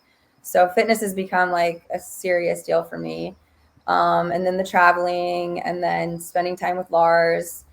I'm trying to figure out what his hobbies are and like what kind of things he's interested in, so that I can start like doing it with him. Like I wanted to take him and see how he felt about like karate or rock climbing or just, different sports. And I really want to see where his mind goes so I can like get on that train with him. But personally, I don't have a lot. I love reptiles. Like I don't really have a lot of other hobbies than just animal related things. And anytime I'm traveling, I'll find a zoo or I'll find someone's collection to go visit or things like that. But I really like art and I like music. I used to paint a lot. I would do those like wine and canvas nights where you go drink wine and paint something. I used to do a lot of that. Yeah. But yeah, the last couple of years have just been kind of traumatizing for me. I kind of went through a lot of stuff. And so I kind of lost myself, and I've been working really hard to figure out who I am and what I want to do and what's my next, purpose in life. And I'm 38, I'm almost 40, and it's like, I'm starting a new chapter. Like, this is my time to like be a real woman and do real big things. And I have a lot of big ideas and expansion, and pretty excited about the next 20, 30 years. So. Well, you're going into cage building now too, right? Yes. Yeah. So we got the CNC machine. It's ready to go. We're just waiting for this building so we can get everything rocking and rolling. We have a full inventory of plastic right now. So yeah, it's ready to go, and it's going to be called Cold Blooded Condos. It's just kind of like a sister company to Cold Blooded Café. Yeah. Right. And so these are going to be display cages, obviously, and not racks. Yeah. So the white ones in the background, we built those. So they're going to be PVC with front glass, and we're going to start out with just all the basic sizes, and flat pack them, ship them out, you assemble kind of deal. But we have black and white colors right now. So we want to keep it really simple, just to kind of get things out there, and then down the road, maybe start customizing for people. But seeing the shortage in cage company and how long it takes you to get something. Right. And I mean, Chris Foley's been doing this forever, and that's his baby. Right. He originally came to me because he really wanted to do this. And I ended up hiring his girlfriend Jade in the rodent barn, and And then he started seeing like kind of an internal, I wouldn't call it a collapse, but just kind of like we're kind of losing it. Mm. And he came from Regal Cinemas. He was a like 20-year executive over there. Right. And so he's very, very knowledgeable, like as far as business goes, creating a whole new cinema. You know, he's hired and fired over 400 people in his career. So he was starting to like give me advice. And I was like, Chris, I need to hire you. Like, get in here. So I brought him into CBC, and it turned out to be one of the greatest things I've ever done. So, and you know, we're both the same age, so we have that same mentality, and it's working out really, really well. And we've internally fixed our infrastructure from the inside, and our people love us. Like, you know, the morale was kind of going down, and things were kind of a little shaky. So once I brought Chris on board, everything changed, and he's just done such an incredible job. And I'd love to have him on the show too. If we could do another one, I would really like to have him on. Yeah, we absolutely can. My cage sponsor dropped me, so yeah, we could have any cage sponsor on now, so it's all good. So yes, yeah, I didn't want to say too much of it without him here. No, I still love the people over at Focus. They're still awesome. But yeah, I have two of them right here three of them that my chondros and basins are in. I wanted to get two more because I have two other chondros that I wanted to upgrade, and I love their cages. I think they're doing an amazing job. It's super I got a bunch of blue ones from them, and they're honestly, they're some of the best display cages that I ever had. Yeah, you know, but you know, the last time I had display cages was 20 years ago when there was still melamine, you know, and the shit weighed 275 pounds. Oh, yeah. You know, like a 4-foot cage weighed 300 pounds and you couldn't fucking move it. And but somehow it warped every time. You know, like it's too heavy to move, yet it's not too heavy to just warp the fuck out of it, you know, every time you put an animal in there that needs any kind of water. So the cage company, when is it going to launch? Ooh, good question. I don't have that answer yet. It's all dependent on this building. Honestly, it's the city of Indianapolis giving me a bunch of like zoning bullshit things. So we've kind of been going back and forth with the city. Cause I mean, we've been sitting on our machine for about a year now. And it's all been like political bullshit with the county and zoning and just stupid stuff. So I talked to Ty about that because he's been through the ringer a couple of years too. So, and now are you running any of the social for Cold Blooded Cafe? Yeah, well, so Chris does all Cold Blooded Cafe, and I'll just like share stuff and we'll collaborate. And then I'm doing my own and the Rep Tech stuff. Okay. Yeah. All right.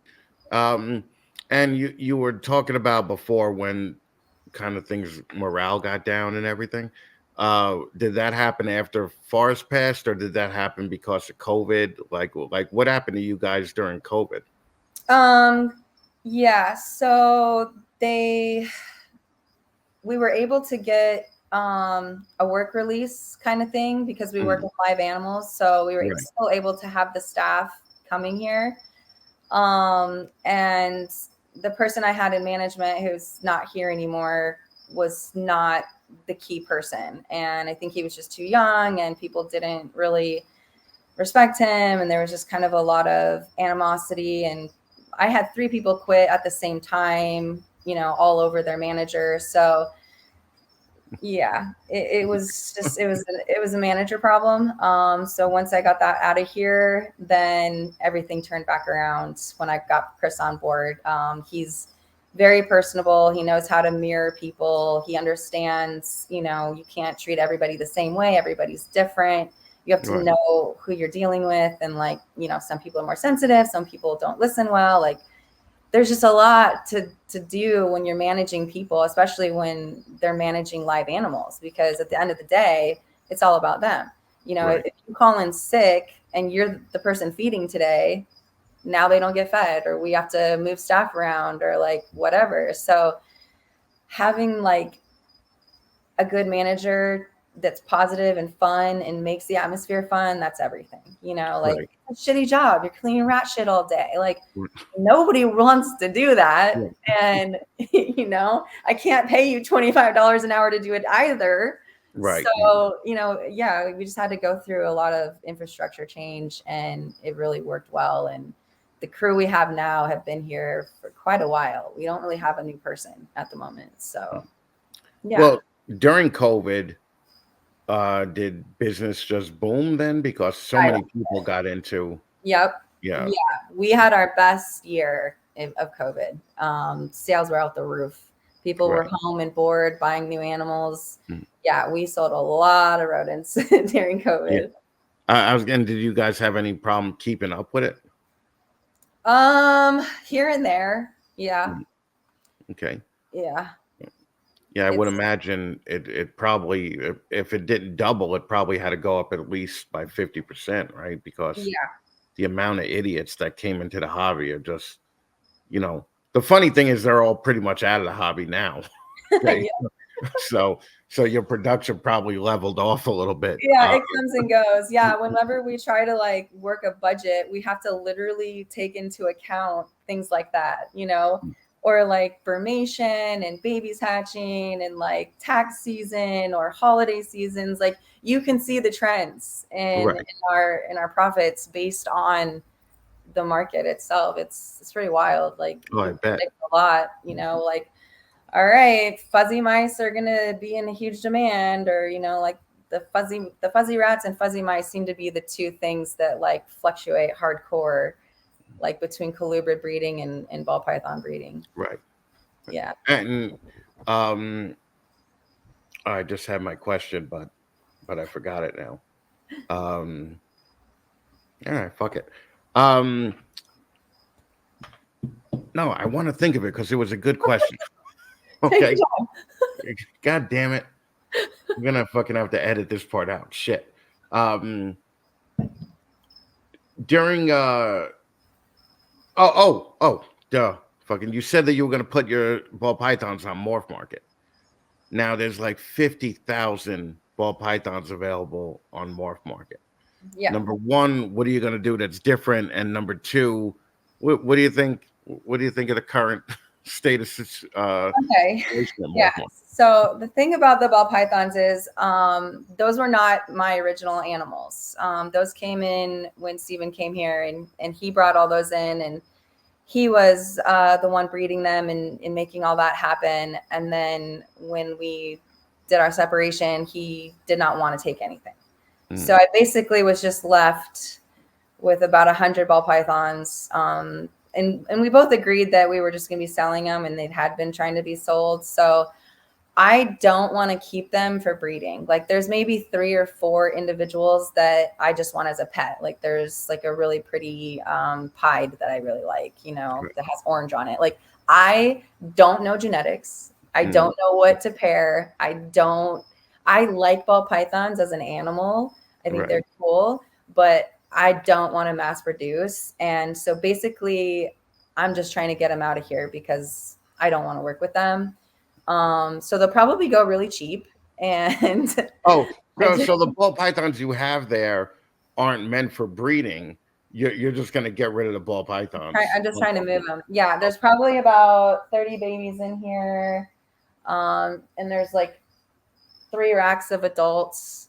Yeah, so that just sounds god awful. Yeah. Like how could you work with like all these cool lizards and snakes and then be like, oh, I like ball pythons too? Yeah. No. And I mean, Forrest and I, that's what we very first started with, you know, like we got a group of ball pythons from Jeremy Stone, actually.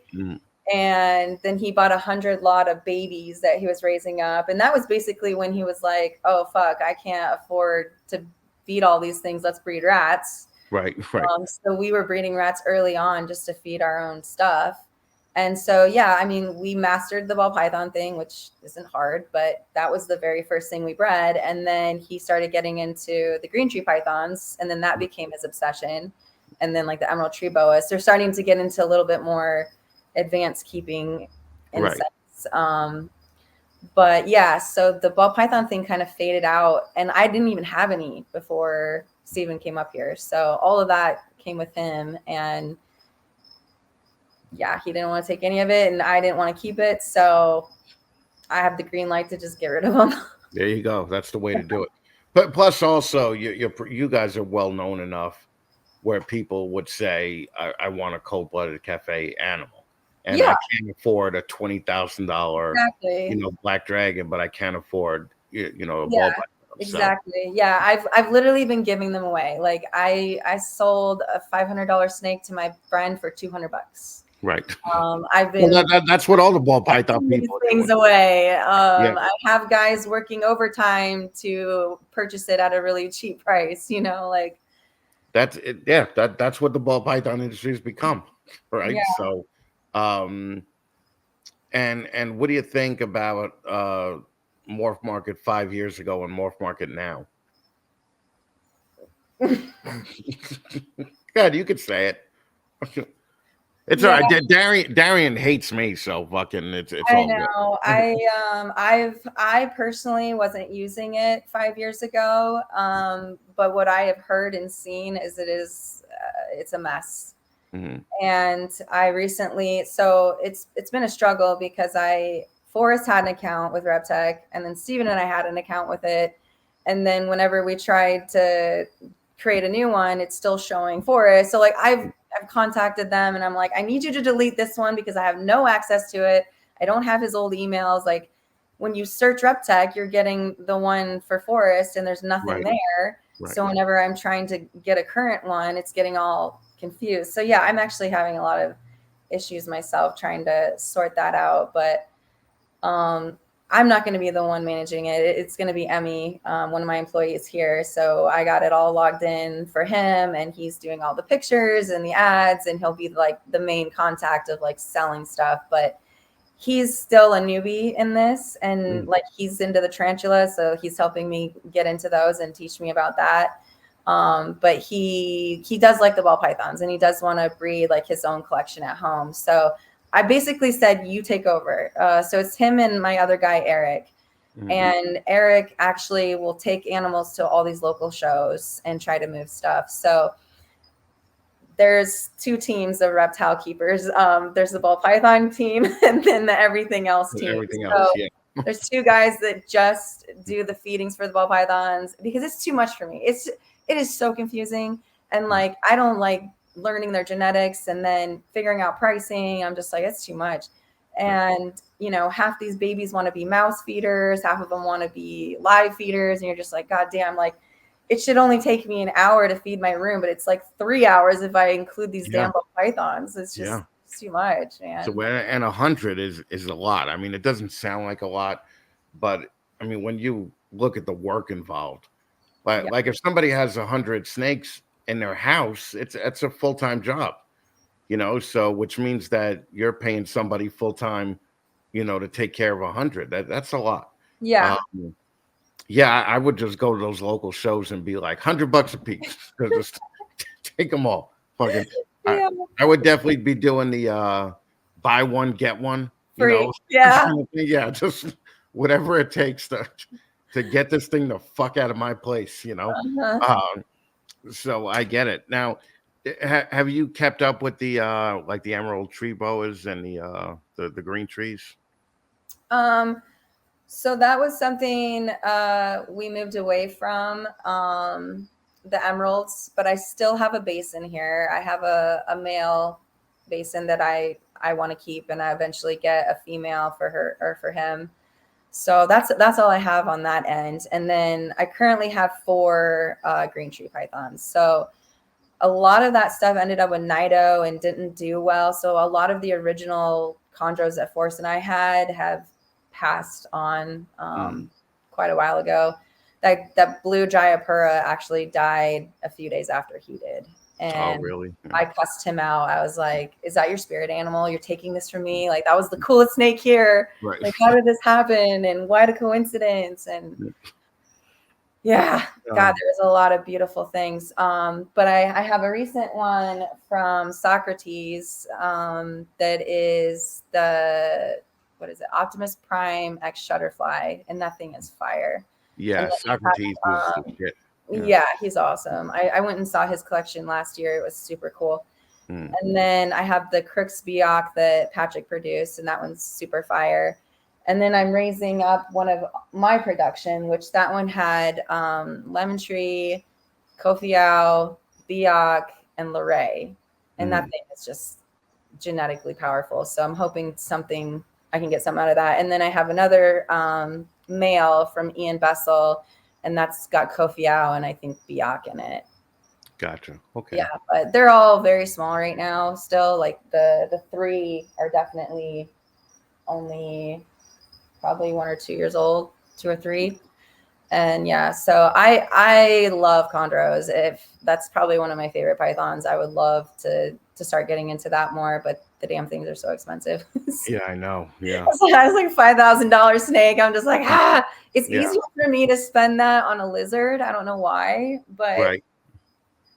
Yeah, we used to do chondros, and I mean, back then everything was wild caught. You know, there was no American produced chondros in the country, anything like 2000 or something like that. And we ended up breeding them, and I still miss them, and I have empty cages here. I should get them, but if I get anything I want, I got to spend 10 grand, and I'm like, do I like it 10 grand enough? Like, I don't think I like it 10 grand enough. Like, I know. It won't produce, you know, it won't make me that happy. It definitely won't make me 10 grand happy, you know. So especially if it comes down with Nido. Yeah, well, and what do you think about that with the Nido testing, with everything? Do you guys test there now? Yeah, everything. Yeah, everything. I have a quarantine room, so anything new that comes in, it stays in there for a while. We watch it, do all the testing. So yeah, I recently tested all the like scrub pythons, anything python here got tested, and we did really well. We only had a couple things that came up positive, and so those got moved out. One of them was a diamond python that I really, really wanted to keep going, but I ended up having to euthanize it. It was not going to come around. Well, that's the thing about Nido, right? It's like fucking, it could test negative, and then you could ship the fucking thing, and then it tests positive because of the stress of shipping. So like, if everything could potentially have it, why bother even testing? You know? So it's like, I got a problem with that. Yeah. So I've heard a lot of different things too, but because I did double test that one, like I wanted to make sure that that it really did have it, and it did come back positive again. So, but the thing is, like, the offspring don't carry it. So if you had enough Nido animals and you were able to put them in a different building or have them somewhere else, and Patrick Holmes does this, and he's very successful with it, you can maintain it. You just have to have a Nido group and a non-Nido group. And when those offspring come out, they don't carry it. So there's no vertical transmission. Yeah.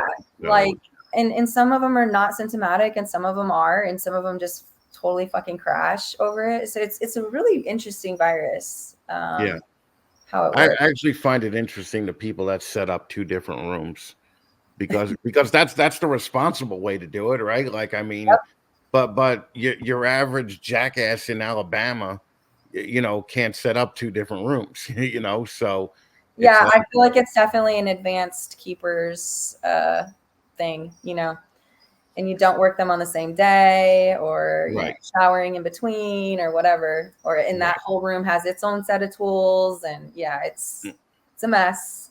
But I feel like something with green tree pythons, when they're just that expensive, you can't really give up, like the one Nido snake I did send to Patrick because she was a bomb ass female, no symptoms, but she's positive. So, he'll be able to produce from her and have healthy babies, and I didn't have to put her down. That shit's sad. That's so sad. No, I know. To do that to a snake. Yeah. I mean, it's just like, I mean, for some people, it's just like putting down a dog. They're that attached to it. Yeah. That's like, I had to put a dog down once, and there wasn't nothing wrong with it, but I was just really busy, right? So I fucking had to just get rid of it and knock it out. And then I didn't like it. I didn't like that I had to put the dog down, So uh I don't have that attachment to reptiles though. If a ball python had Nido and, Yeah. and freezer, right? Like fucking that's Yeah, certain species for sure have different. yeah. I mean, half the ball pythons in the country are useless right now anyway, because it's like so somebody who's That's smart would be selling them for food, because it's just I just think it's better that way because that's I what the used to animals do gonna be. that. It's one of Yeah, my new ideas. the animals are gonna become food regardless. I think because Yeah. if you have a $30 fucking snake that's byproduct and you're not going to be able to get that $30, it's cheaper to just freeze it. And I know that's fucked up and that's what I get that, but fucking we came from a time when you wanted to make money on shit, Mhm. so it's like if you're putting 80, 90 hours a week into shit, and then you're like, man, I made fucking 38 cents an hour last week, and fucking, this was worth it. It is not. It is not worth it. Okay. Yeah, Yeah. I have been contemplating the feeder snake idea for a while Mm, now because of the saturation of ball pythons and retics out there. right. Right. Well, you guys, I mean, it would work for you guys. You guys are basically a food company anyway. Yeah, You so know. there's just kind of like a lot of controversy around it, Yeah, but fucking people are stupid. So it's like, the other snakes got to eat too. Yeah, The other there's monitors a got to ton of eat snake too. eaters out there that should be their main Yeah. diet, and you can't readily get it. Yeah. So They're not eating Doritos and fucking donuts, man. They gotta just eat what they're supposed to eat. yeah, yeah, So, yeah. uh, I had a dry marcon get out one time, and she actually got out of the building, mhm, and she disappeared during the summer for like 3 months. right. And this fucking snake came back, and I was like, "What?" And I soaked her, and she threw up a bunch of garter snakes. Oh, okay. Yeah, she was just out roaming around and eating all these snakes. I was like, that is badass. Right. And then she actually came back. It was wild. But she was Well, gone well, for months. and you've been doing it long enough too, where you could have sentimentality, but also you run a business, right? Like, and you have to make money. Mhm. So if you're not making money, it's just a pet, right? So, not saying that they can't have pets. I mean, the cool thing now is that people spend 2,500, $3,000 on a ball python for a pet, which they were not doing when we were, when we were heavy into it. Yeah. But there's still like so much like I people think, are breeding cinnamons. yeah, And it's I'm just overproduction, yeah, and people are getting out of this, and then they have like 50 snakes that they can't sell and can't get rid of. So I'm like, I'll buy them at a discounted rate, and then I'm euthanizing them, freezing them, and selling them. Like, I'm at a profit. That's right. I mean, I kind of feel like I could help out the market by desaturating it, and Yeah. we can maybe make some money on these things again, with like real genetic power going on. And then of course there's the retics and all the bands and all the wild shit they're finding everywhere in Florida is like, I don't know, like, and people freezing eggs because they just can't take care of it Right. or whatever. Like, I don't know. I feel like there's a need to like be able to just not throw them in the trash or leave them in our freezers forever. Right. Well, when you talk to somebody and you find out for the first time that they're a ball python breeder, you just like, oh, No. oh, I totally do that. Yeah. Fucking, Maybe in the back of my head, I'm like, you're novice. That's cool. That's good. But at least you're doing something you like, I guess. But the ones I don't agree with are the ones that only come in for money. They don't Yeah. have a passion for the animals. They're afraid to get bit. They don't know how to take care of them. They just see dollar signs. I don't like that mentality at all. Yeah, but Like, those people it's, normally weed themselves out yeah, anyway, right? I mean, it's you kind of know just from if somebody does a podcast like what kind of person that person is, mhm. Um, but I've met so many people that are like, "Oh, I emptied out my retirement and bought ball pythons," and you talk to them for 2 minutes, and you're like, I wouldn't have did that if I were you, because you're a loser. You should have held on to that 70 grand like Yeah. grim death, okay, and just fucking, used it to pay a bill fucking in 5 years. But yeah, fucking. I'm happy to hear you're getting rid of the ball pythons, though. Thank you. So, do you have big monitors there or no? Yeah, so we got the croc monitors. I got 2 big adult black dragons. We have tricolor monitors. One's fairly decent sized right now. Then there's some blue tails. There's some Zimbabwe's. There's torch monitors. The tree monitors are not that big, but what else is big? Yeah, but the tree monitors are fun, right? I mean, They're so fun. Yeah, I love them to shit, death. yeah. I'm raising a blue one right now. He's just so adorable. But Right. yeah, the greens have been locking up, so hopefully we'll be getting some eggs. And then yeah, we're just keep doing the crocs and the lace. That's the other big monitor that's here. I got what is that ratio now? I just picked up 2 males normals, which I personally like the normal lace more than the Bell's face. But then I have 2 bells. Yeah, I have 2 Bell's face females that are pretty big. She's actually right there in this one behind me. And then the monitor room, which is on the other side of this wall, that's where the other pair is. And so yeah, I'm really trying hard with those guys too. I want normal lace babies so bad. Right. Well, who are some people around the country that you have respect for that are doing the monitors? Number 1 would be John Adrania. And then Brian Susan with some of the tree monitor stuff. Chris, for sure. He nailed this croc thing down. I learned a lot from him. Who's other big monitor breeders? You got to mention Uncle Mike, right? Yes, of course. Yes, Uncle Mike. I do have some Mertens from him still. Yeah, I mean, Nick at what's that one? Exotics something or other. There's just a lot of names and a lot of people, and it's sometimes hard for me to keep everybody straight. Yeah. But yeah, and then I mean, some of the like Mason's been bringing in some monitors. He's been getting into that and showing them online, so that's been cool to see. Yeah, I don't know anybody but Mike and you. Yeah. So all these names that you name, and I'm like, yeah, they're great. A lot of these people are newer, but I would say like my number ones are definitely Mike and John. Right. From Sim Container. Yeah, Mike is so good. Fucking Mike actually donated a Mertens last year that we gave away.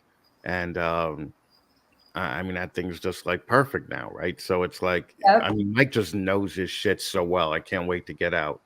Yeah, the 2 that I have they were auctioned off from him. So I got them during a US ARC auction. Oh, nice. Okay. Mm-hmm. Yeah. And you're of course big on US ARC, right?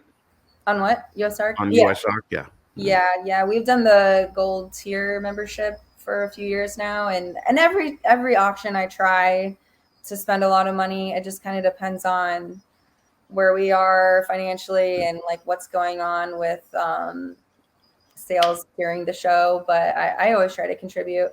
Right. And then and that's the other thing with like Rodent Pro is like they drop $20,000 checks every show. It's like I wish I could do that. Like I want to be there someday. Like that's the kind of, I think that's the big difference is just like they have so much more money, and I don't know what else they do to like supplement that, but I would like to be able to just give 20 grand every show, like, oh yeah. That would be nice. Yeah. Not quite there yet, but. And how long do you think till you're there? I mean, do you have a projected plan of, revenue versus product stream and everything else like that? Honestly, no. I guess we've been official since 2015. So maybe in another 5 years, 10 years. But yeah, it's hard to say. Because I get a lot of new customers who were Rodent Pro customers. So, and they're staying loyal. So I guess it's just a matter of time before they all make that move. And, you know, it's not like I'm out there bashing them and trying to get it. Like, I'm just doing my own marketing and using social media. And I think that's a big thing too, is every time someone mentions us, you know, we try to reshare it. And so it's getting around, it's getting word out. And because our stuff's so cleaner than the other company, they're seeing it themselves. You know, they don't have to hear any of the negative things that people know about it or where they're sourcing it. They visually can see, oh my God, this is so much better. Right. So I think it's just a matter of time before, you know, more people are seeing that and switching over. I don't have an exact timeline, but No, I mean, it was really like a stupid question, but fucking no, you're good. I'd like it to be sooner than later, but if people want to get in touch with you right now, how could they do it? So Instagram, Miss Monitor, I'm very active on there. Do you really want people to know your personal one though? I mean, really, I mean, there's so many assholes. Yeah, this is Miss Monitor is my reptile account. Okay, all right, good. The public profile. And then I have a Cold-Blooded Café Instagram. I have a RepTech Instagram. And then, you know, I have a personal one that's private, and I'm very selective who gets added to that. But and then of course I'm on Facebook just under my name, Desiree Manat. And then again, RepTech has its own Facebook.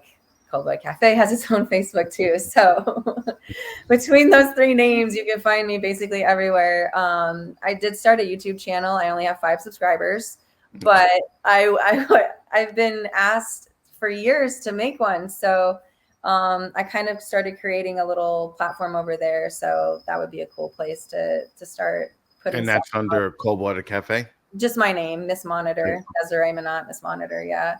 And then there's also a TikTok for Miss Monitor that I do all reptile stuff on. So yeah, lots of places. And then of course you can always go to the website and go to the contact us, and you can send us emails too through there.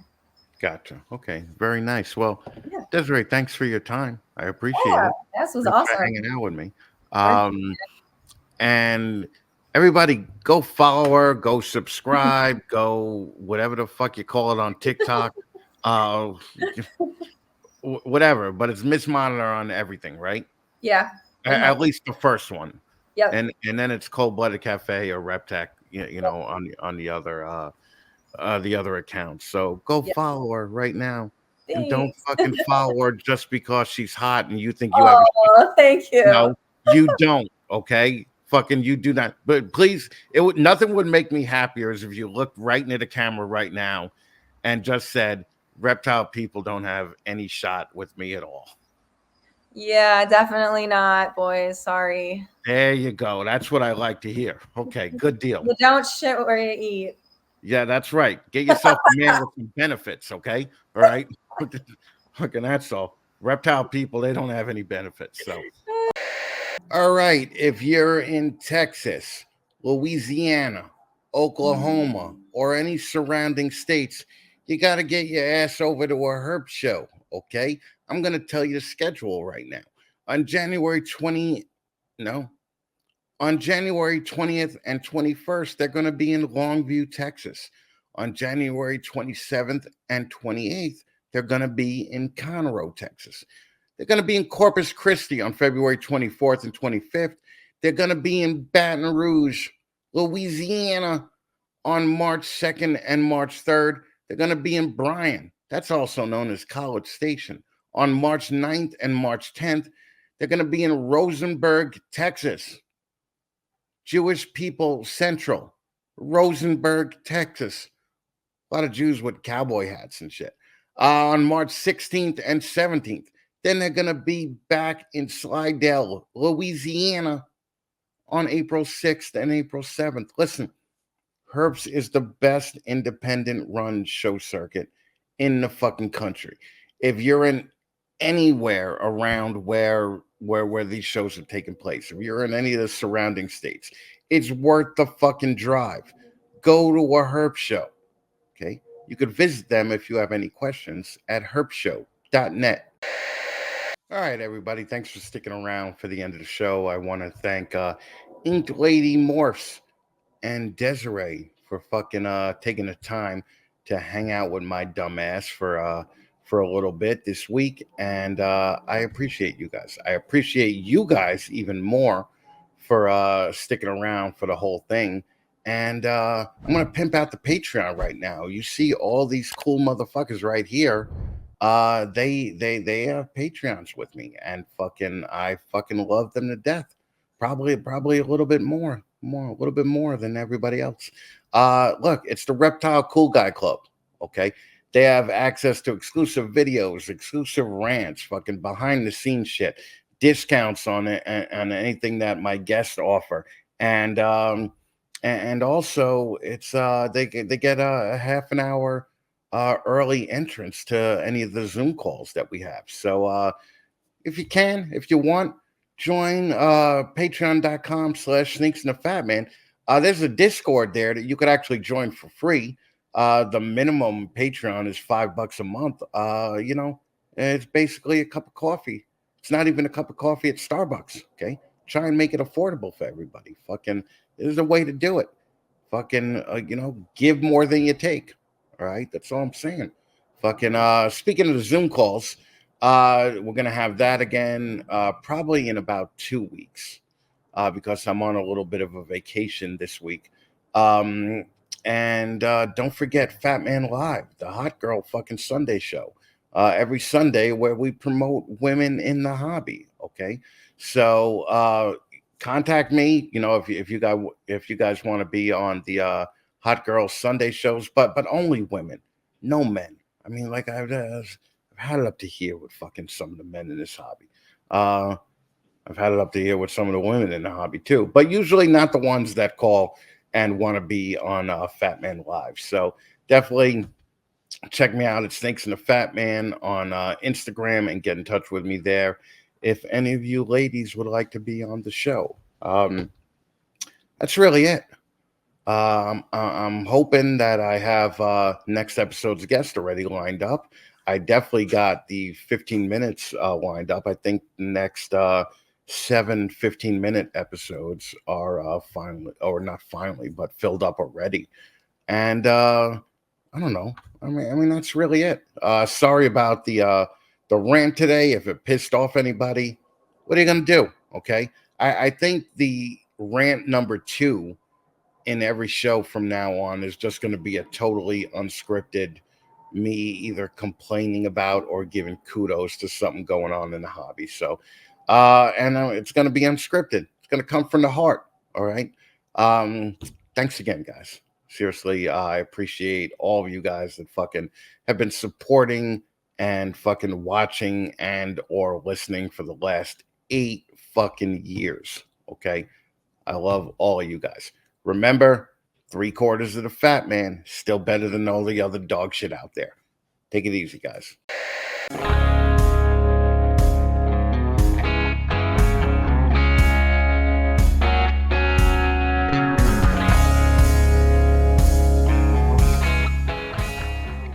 Everyone talks their own shit about what kind of racks you should buy.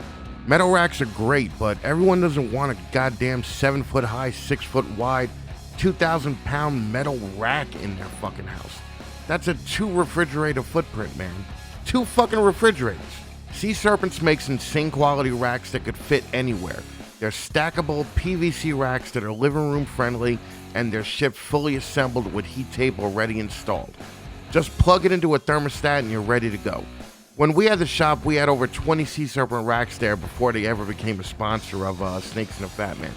I don't breed much anymore these days, but I still have a few racks here in my house, and you could be goddamn sure that they're Sea Serpents. Oh, and they also make hotbox incubators, probably the best reptile incubators made in America.